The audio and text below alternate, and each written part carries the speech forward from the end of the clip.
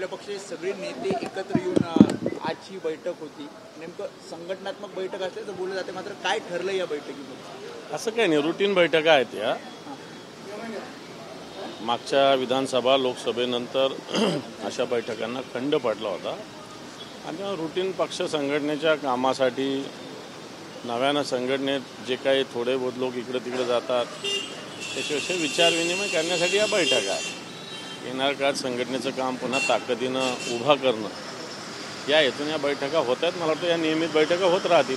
Damage कंट्रोलसाठी बैठकावर बैठका होत आहेत, पक्षाची धावपळ होती आहे.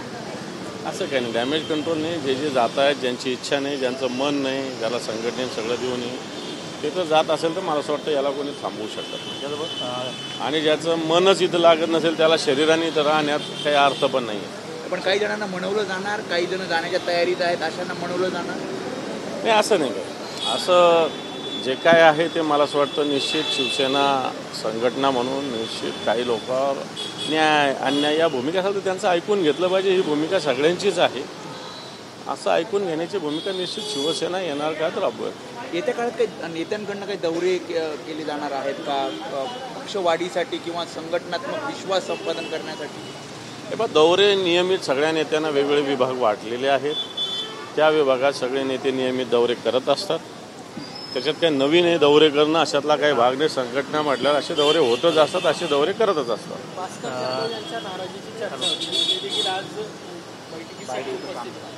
होते ना, सगळे नेते बैठकीला उपस्थित होते. सगळ्यांची एक सकारात्मक चर्चा झाली संघटनेच्या दृष्टीनं. छत्रपती संभाजी महाराज यांच्याविषयी बदनामीकारक लेख असा हा विकिपीडियावर प्रसारित करण्यात आलेला आहे आणि त्या संदर्भात तो लेख काढून टाकावा अशा प्रकारची एक माहिती दिली जाते. नाही, विकिपीडियावर अशा पद्धतीनं धर्मवीर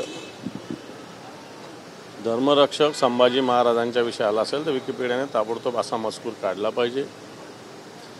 धर्मवीर संभाजी महाराज हे एक हिंदुत्वाचे, राष्ट्रनिष्ठते, स्वराज्यनिष्ठेचं एक प्रतीक आहे, ज्वलंत प्रतीक आहे. आणि अशा निष्ठेशी मला असं वाटतं छेडखानी करणं हे चुकीचं आहे.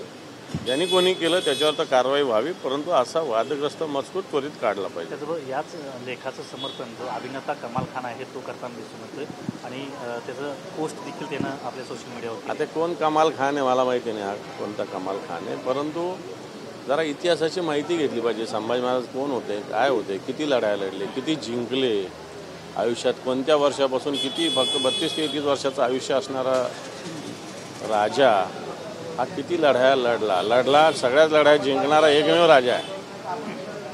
आणि मला वाटतं असा राजाविषयी अशा पद्धतीने मजकूर लिहिणारा आणि त्याचं समर्थन करणारा हा धर्मद्रोही आणि राष्ट्रद्रोही तो आहे असं मी म्हणेल. त्याचबरोबर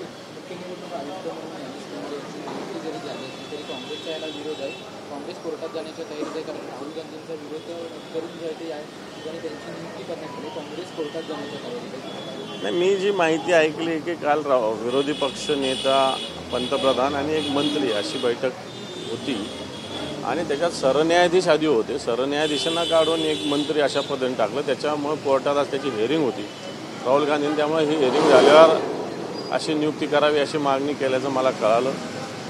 आणि त्याच्यामुळे पुढचं मला असं वाटतं काँग्रेस काय पावलं उचलते मला माहिती नाही, परंतु निवडणूक आयोग ही आता एक भारतीय जनता पार्टी एक शाखाच झालेली, त्याच्यात नवीन काही असं मला तरी वाटत नाही. शिवसेनेच्या बाहेर काही बोर्ड लागलेले आहेत ज्यामध्ये दोन्ही ठाकरे बंधूंनी एकत्र यावं आगामी काळामध्ये अशा प्रकारचे एक सुतोवाच केलेला आहे. काय वाटतं? भूमिका आहे, काही मराठी माणसांची भूमिका आहे, काही मनसे असेल किंवा शिवसेना असेल याच्यातल्या काही कार्यकर्त्यांच्या भूमिका आहेत. तुमचं काय म्हणतं? माझं मत काय असेल, मी संघटनेच्या सोबत. सुप्रिया सुळेंनी मसाजोगचा दौरा केला. ते म्हणते की तानाजी सावंतांचे एका तासात पोरग परत येते, परंतु 1 महिन्यापासून म्हणजे सत्य बोलल्या सुप्रियाताई, कारण एक आरोपी अजूनही सापडत नाही. याच्यातला संबंधित मंत्रीचा अजून राजीनामा होत नाही. तर सरकार याला समर्थन करतं का काय अशा प्रकारची शंका महाराष्ट्रातील जनतेच्या मनात आहे. हे सत्य आहे. गावकऱ्यांनी एक आज समोर मांडलं सुप्रिया सुळे. त्यांचं म्हणणं आहे की संतोष देशमुखचा मृतदेह केजच्या ऐवजी कळमला नेला जात होता आणि त्यांच्या कोणत्यातरी महिलांशी संबंध आहेत असा बनाव आखला जात होता, असं गावकऱ्यांनी आज सुप्रिया सुळेंचं समर्थन केलं.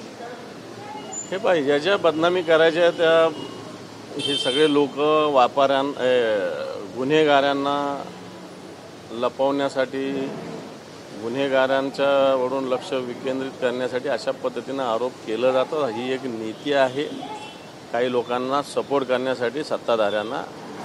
परंतु मला वाटतं सत्य सत्य असतं. अजूनही एक आरोपी सापडत नाही. महाराष्ट्राचे पोलीस एक सक्षम पोलीस ओळखले जाते, पण अजूनही सापडले. म्हणजे ही सापडायचं नाही आहे का काय अशा प्रकारची स्थिती. नाही तर महाराष्ट्राच्या पोलिसांनी ठरवलं तर जमिनीच्या खाली जरी आलं तर त्याला काढू शकतात, एवढा दम महाराष्ट्राच्या पोलिसात आहे. परंतु सरकारचा नैतिक या विषयाला मला वाटत नाही की असा काही तपास व्हावा. धनंजय मुंडे कॅबिनेटला कॅबिनेटला त्यांची गैरहजेरी. तेव्हा काल अजितदादा जे बोलले हे सूचक आहे की मी नैतिकदृष्ट्या राजीनामा दिला होता, धनंजय मुंडेंसुद्धा नैतिकदृष्ट्या द्यावा, असाच त्याचा पुढचा अर्थ आहे. आणि धनंजय मुंडेंनी नैतिकदृष्ट्या राजीनामा दिला पाहिजे. त्याचबरोबर लाडकी बहीण योजनेला आता कात्री लावण्यास सुरुवात झालेली आहे. मराठवाड्यातील 21,97,000 पैकी जवळपास 55,000 महिलांचे अर्ज जे आहेत ते रद्द केले गेले आहेत. असे अनेक, नुसते याच नाही, लाडका भाऊचा सुद्धा रिव्ह्यू घ्यायचं ठरवलं त्यांनी. लाडका भावाचं अजून वेतन दिलं नाही, पुढे त्यांना नोकरी देणार सांगितलं होतं ते झालेलं नाही. त्यामुळे या सरकारने निवडणुकीच्या तोंडावर ज्या ज्या योजना जाहीर केल्या वाटतं ह्या बंद पडाव्या अशी सरकारचीच इच्छा आहे. परंतु लाडक्या बहीण योजनेला अशा प्रकारे कात्री लावणं आणि हे करणं चूक आहे ना. त्याच म्हणजे आम्ही तेव्हा सांगत होतो की ही योजना निवडणुकीसाठी प्रलोभन आहे, ऑफिशियली दिलेली लाच आहे, हे आम्ही सांगत होतो. आता ते सत्य झालेलं आहे.